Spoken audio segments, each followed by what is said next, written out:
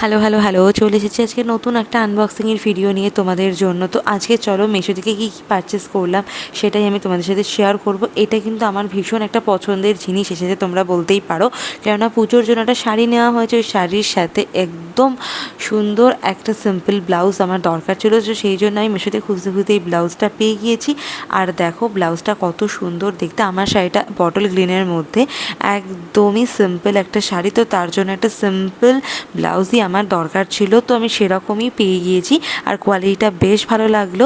আর এটা পুরো পিওর কটনের মধ্যে, দেখো পুরোটাই হ্যান্ড ওয়ার্কের মধ্যে আসছে। আর এটা কিন্তু বোটনেকের, আর ব্লাউজের বোতামটা সামনের দিকে রয়েছে। তো আমার সামনের দিকের বোতামটা বেশি সুবিধা হয় আর কি। আর দেখো কতটা সুন্দর কাজ করা রয়েছে।